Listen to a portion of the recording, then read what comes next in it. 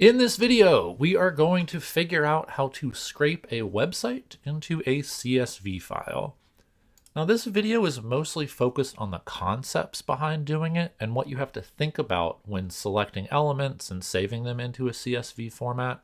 So while we are going to be using Python, we're going to be using BeautifulSoup.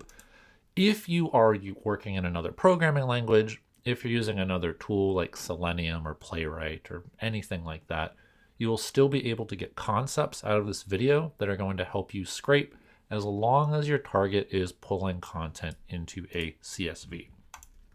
So let's get started. The reason why scraping to a CSV is different from oftentimes the way you initially learn how to scrape is when you first learn how to scrape, you're usually pulling one thing off of a page at a time. So for example, let's say we want to scrape all of these headlines here. I'm going to right click, I'm going to inspect, and I'm going to say, what do I want to pull in? Probably, let's say, the product item name. So let's download this web page, put it into BeautifulSoup, and grab all of our product item names. So I'll start by copying the URL, response equals request.get, paste that guy in there, and then I'm going to feed the contents of the page to BeautifulSoup. I can then say, find me all of the product item names, or the elements that have a class of product item name. Now, if you're thinking, why is he not selecting this entire class here? I definitely could, but when you have a space that comes between things inside of class equals, these are separate classes. So I could say, give me all of these, or since product item name is probably not repeated in any instance that is not a product's name, I can just copy this one tiny bit here. So I will say names equals doc find all with the class of product item name. And it shows me 25 of them. Wonderful, delightful. The problem is, let's say I want to get this text right here. I want to get the price. If I get the prices off of the page, and if I get the product names off of the page, there is a chance that maybe not every single product has a price. That's probably what it's going to be. Every product will have a name. Not every product will have a price. So let's say I have a list of all of these 25 product names, and it turns out that this right here doesn't have a price. Maybe we can, we deleted this price, or it's, price isn't available. I might end up with 24 different prices. And so the question is, how do you know which one of these elements is missing the price? You don't, until you start to scrape in the way that we are talking about today. Now, the concept we're going to be going for is we're talking about parent wrappers. Parent wrappers are when we have an element here, so this product item name, we can go up from the product item name to the product item details to the product grid and keep going up and up and up and up. And when you go up and up and up and up, these are called parents. And so what the parent wrapper is instead of just looking at this product name, I am trying to look at what eventually becomes our entire row in the CSV. This whole thing right here becomes a row. This whole thing becomes a row. This whole thing becomes a row. We're talking about the entire block, not just the elements that we want to be our columns. So this is going to become a column. Maybe this image becomes a column. Maybe this price becomes a column. But what is important at the very first step is finding what the parent wrapper div is, instead of just finding what this one little title guy here is.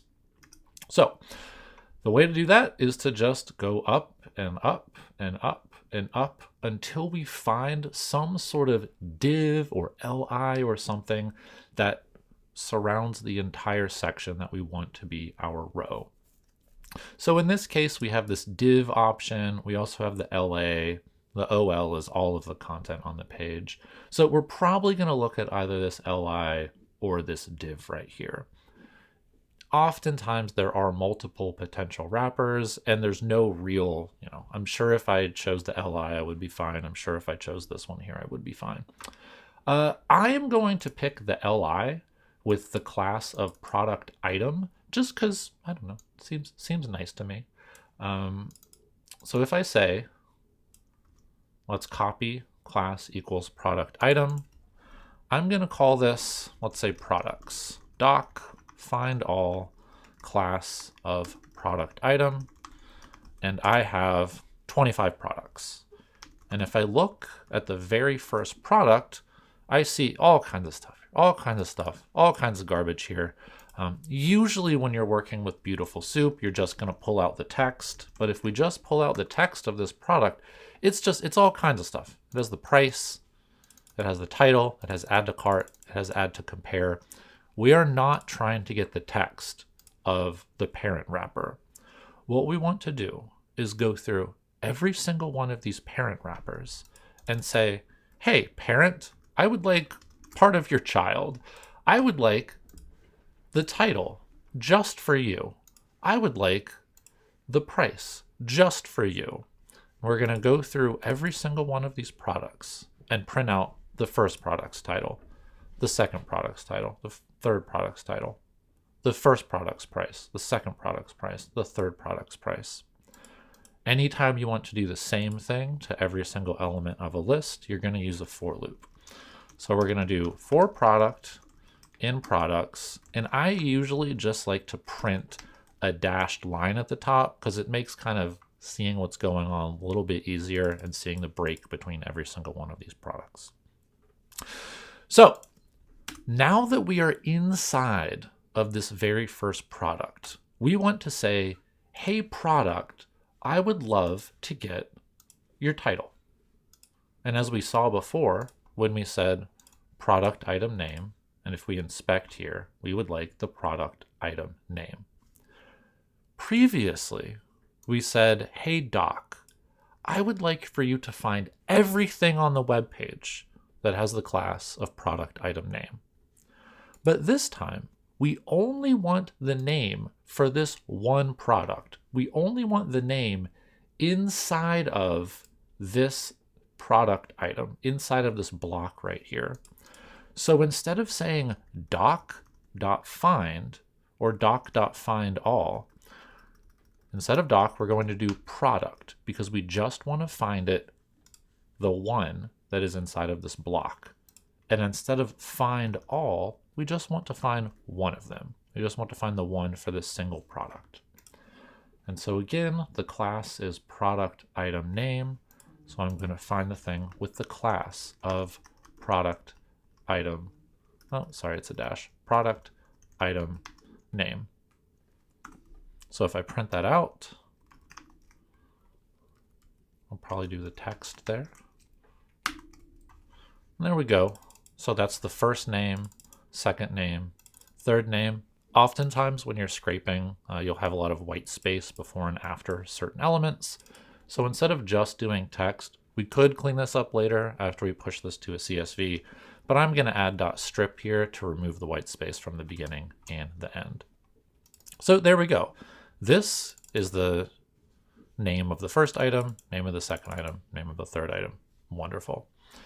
Now what we need to do is say, let's grab the price just for this first element, this second element, this third element. And we're going to do the same thing. I could do span class equals price, but I feel like some of these, like as low as, I probably want to get that content in there too. So I'm going to go up, and say, let's see, we got normal price, we got price box. I feel like price box is probably good. I think we want all of the information about this price, whether it says as low as, whether it just says the price. Maybe some of these have like the price struck out in a sale price or something like that. So again, I'll inspect here. And while we could say something down here, down here, down here, down here, price box is what I'm looking for. because it'll probably get a few more edge cases. So in the same way that I said div class product item name, I'm going to say inside of just this one product, find the thing with the class of price box. Grab me the text from that, and then strip the white space from the left and the right.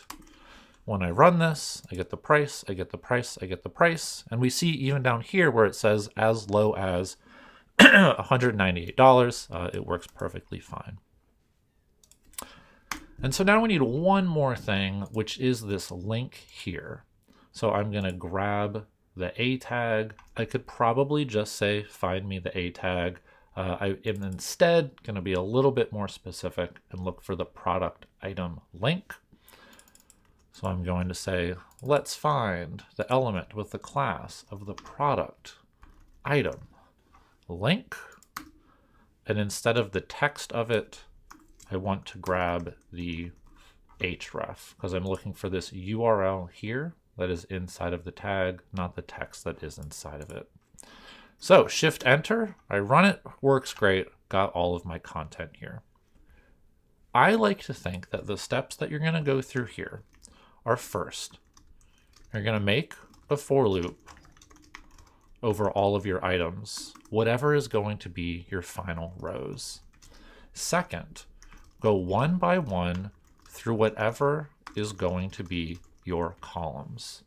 So in our case, our column is going to be the headline, our column is going to be the price, and our column is going to be the link.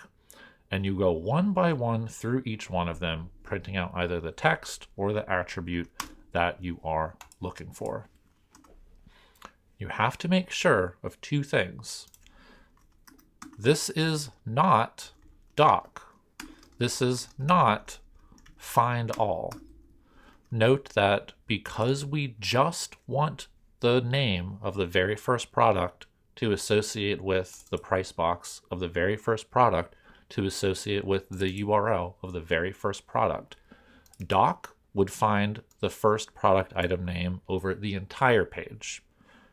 Doc would find the price box over the entire page, but we make sure to say product because we just want it for this product, and then this product, and then this product, and then this product.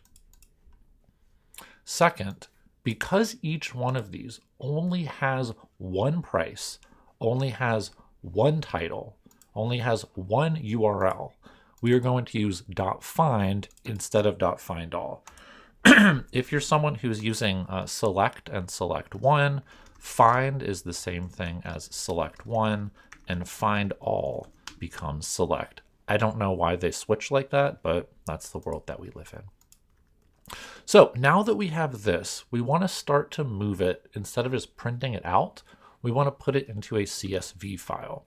So our third step is to make a list of dictionaries, and our fourth step is going to be push that list of dictionaries into a pandas CSV file. So I'm going to copy this code and I'm going to move it down here. And so instead of just looping through and printing every single one of these, I am going to say, I want to make a list, and I'm going to call it data all. And this is every single item that is on the page as a dictionary, not just printing it out as a dictionary. And so I'm going to come in here and I'm going to say, for the first product, we want to make an empty dictionary. I want its name to be equal to that text that I printed out before. I want its price to be equal to the price that I printed out before. I want its URL to be equal to the href that I printed out before.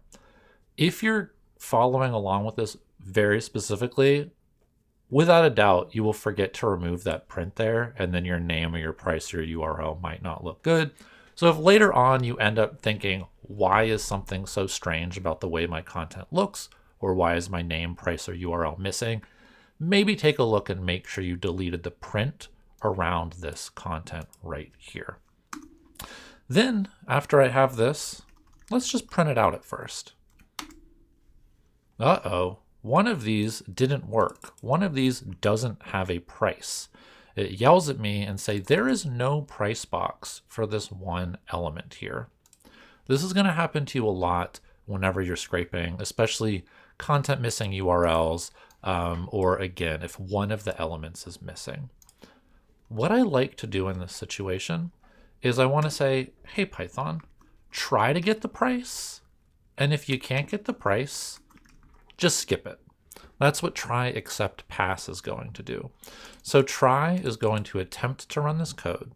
And if this code does not run successfully, instead of having an error and giving up, it is just going to say, oh, well, that's okay. I'll keep going. So I think these probably all have names and URLs. So let's see if this works. Yeah, this works good. Oh, nope. There's no href for this one. And you say, you know what? It's okay if there's no href. I'm going to try to get the URL. And if I can't, I'm just going to skip it. There you go. Oh, it looks like one of these is just, it's missing everything. It's missing the name, it's missing the price, it's missing the URL. It's the last item on the page. Why is that happening? Who knows?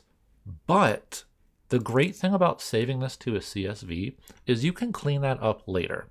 I know a lot of people who will try to do things like, let's say, convert this price to an actual number, right? So get rid of that $sign, maybe try to turn this into a float or something like that. I don't like to do that now because there are more chances for me to screw something up. Like, what if one of these prices says 99 cents instead, and as a result, removing the $sign isn't going to work, or it doesn't successfully convert to a float. So I like to store just that text, and the only cleanup I'm going to do is to strip it. So later on, you can come in here and you can remove this one that's missing a name, remove the ones that are missing prices, but we're just going to keep it with everything for now. Okay, so the reason why we printed out this data is just to make sure that it changes every single time. Because oftentimes you'll end up in situations where you accidentally mistype something here and you're not actually updating that data variable. So it looks different every single time. Wonderful. Now what I'm going to do is, instead of printing it out at the end, after I've created this dictionary of this product, the dictionary of this product, the dictionary of this product, I'm just going to add it to data all by using .append, which means that every single time I loop through a product, I'm going to turn it into a dictionary, and then I'm going to put it in this list. It prints out all of these awful lines, and then I have a variable called data all that if we look at it, data all. If I look at data all, it is now a list of all of our dictionaries here. Every time you have a list of dictionaries, it is very, very easy to turn it into a pandas data frame. So import pandas as PD, PD data frame, data all, and then there we go. It's beautiful. I can save it to a CSV by saying to CSV and index equals false. If you do not add index equals false, pandas will like to save this little number over here, which we honestly do not need. And that is it. We now have a CSV file. I don't know where it is on my computer. I'm not going to browse for it, but I promise you that it's there. I guess I could read in the CSV. PD read CSV, output.csv, and there we go. This is all of our content here ready to be cleaned. So just to review, what we looked at here was the fact that we don't want to just go onto the page and say, give me every single one of these items here. Don't say, I want every single title on the page, and then say, I want every single price on the page, and then say, I want every single URL that is on the page. what you need to do is first find the parent blocks that surround everything.